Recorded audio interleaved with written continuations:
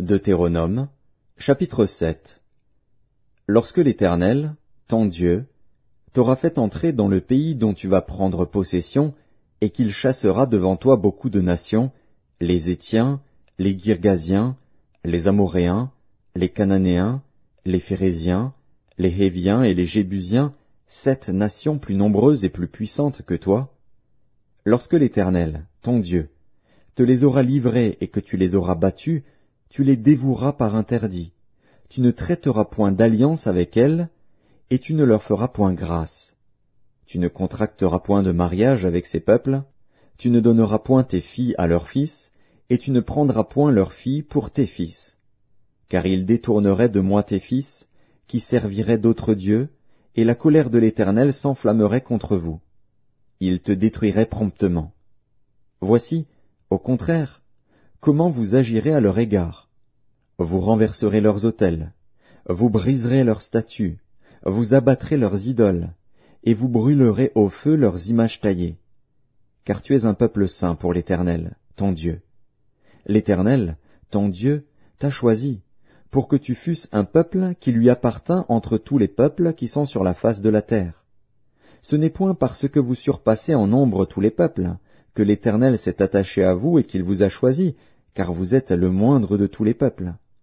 Mais, parce que l'Éternel vous aime, parce qu'il a voulu tenir le serment qu'il avait fait à vos pères, l'Éternel vous a fait sortir par sa main puissante, vous a délivré de la maison de servitude, de la main de Pharaon, roi d'Égypte.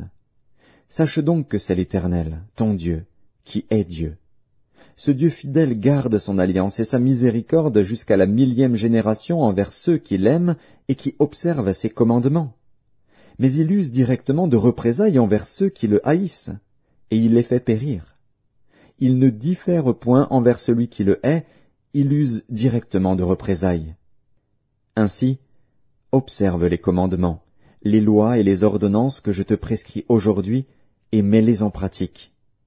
Si vous écoutez ces ordonnances, si vous les observez et les mettez en pratique, l'Éternel, ton Dieu, gardera envers toi l'alliance et la miséricorde qu'il a jurée à tes pères. Il t'aimera, il te bénira et te multipliera.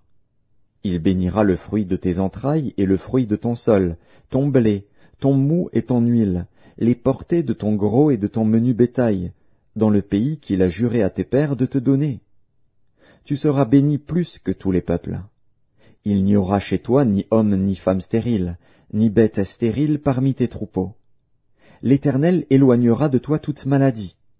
Il ne t'enverra aucune de ces mauvaises maladies d'Égypte qui te sont connues, mais il en frappera tous ceux qui te haïssent.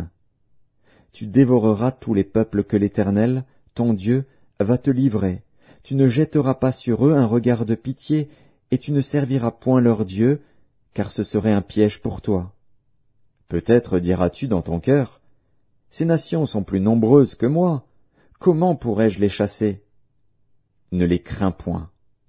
Rappelle à ton souvenir ce que l'Éternel, ton Dieu, a fait à Pharaon et à toute l'Égypte, les grandes épreuves que tes yeux ont vues, les miracles et les prodiges, la main forte et le bras étendu, quand l'Éternel, ton Dieu, t'a fait sortir. Ainsi fera l'Éternel, ton Dieu, à tous les peuples que tu redoutes. L'Éternel, ton Dieu, enverra même les frelons contre eux, jusqu'à la destruction de ceux qui échapperont et qui se cacheront devant toi. Ne sois point effrayé à cause d'eux, car l'Éternel, ton Dieu, est au milieu de toi, le Dieu grand et terrible. L'Éternel, ton Dieu, chassera peu à peu ces nations loin de ta face.